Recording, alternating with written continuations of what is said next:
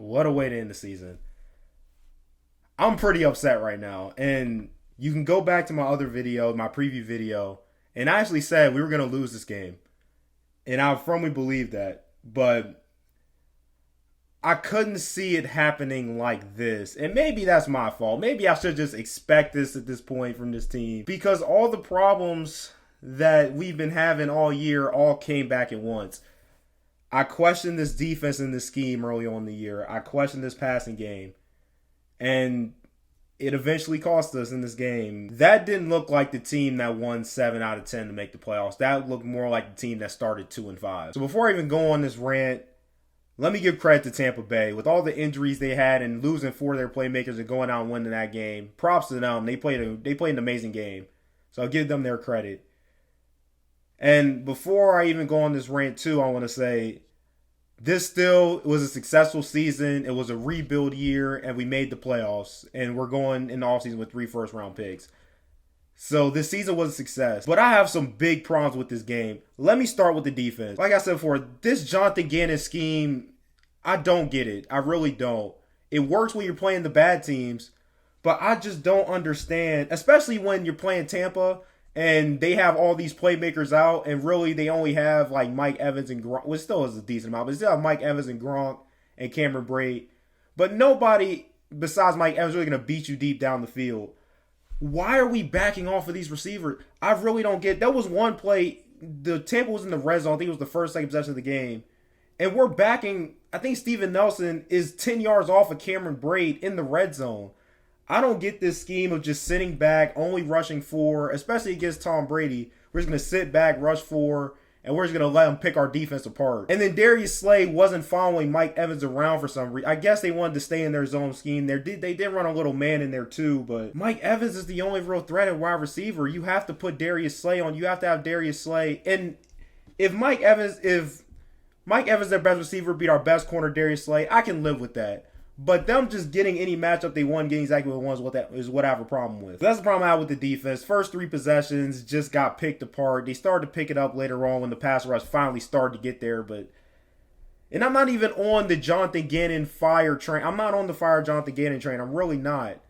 But something has to change. He has to go back to what he was doing before when we would mix blitzes in there and send corners. But we can't just sit back and rush 4 the entire game. Our defensive line is good. It's not that good. I want to talk about this passing game too, because when we played Washington, we played the Giants, we had that little stretch against the NFC East opponents. I was really worried about this passing game because it didn't really look good against those teams either.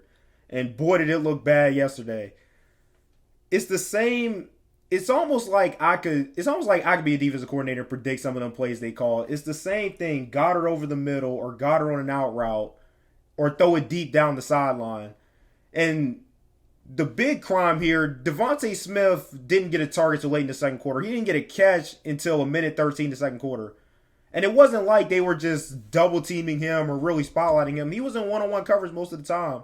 And Richard Sherman is out, so they're even a bit depleted at corner. So I don't understand why you don't target Devontae Smith more. But yeah, there was just a lot wrong with this offense today.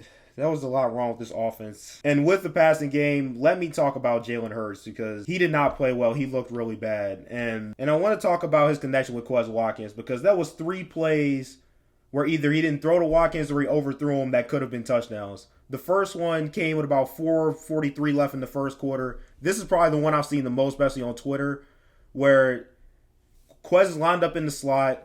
He runs a deep post route, one-on-one coverage, beats his man, and Jalen Hurts just scrambles to the out, completely misses him, scrambles to the outside, and throws incomplete. It's almost picked. And then skipping to the third quarter, about 18 seconds left in the third quarter, Quez Watkins again on a post route, beats the entire defense, gets behind the safety, for sure touchdown, makes that throw, and overthrows him by about 5 or 10 yards. And then with 6:41 left in the fourth, this one wasn't as bad as the other two, but deep down the sideline, Quez Watkins wide open, misses him, overthrows him. And this is what I've been worried about with Jalen Hurts the whole year. And I hate to get on Jalen Hurts like this. I really do, because I really do like the guy.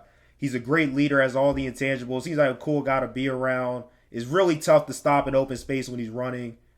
But there have been too many times where he's been inaccurate. He's really been inconsistent throwing the ball, and he's missed a lot of wide open guys for touchdowns this year.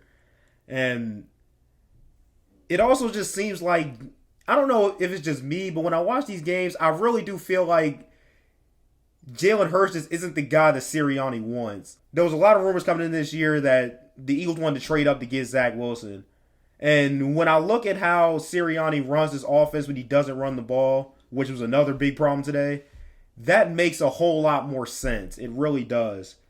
Because I think he wants that guy that can air it out, throw it 30, 40 times. And Jalen Hurts is a great athlete. I don't think he's going to be a good enough passer to run the offense Sirianni wants to run. So is Jalen Hurts the guy next year? I don't know. I'm going to be honest. I don't know. And before I get off and before I stop this rant, let me talk about Rager. Same thing.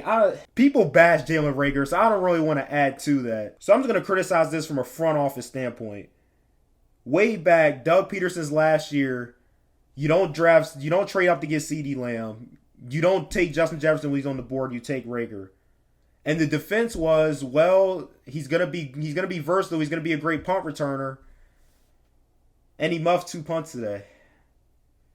So from a fan's perspective, it looks like you took a guy in the first round because he can return punts, and he can't catch punts. It just looks bad. This game was horrible. I get it. Tampa's a way better team, and I give them all the credit in the world, but we should not have lost that game like that. We shouldn't have got down 31-0 and embarrassed ourselves like that. The only bright side to this is the Cowboys lost, and they're going to take most of the heat from the media for the next couple of days. But it almost saved my day, but I just can't get over how we lost this game.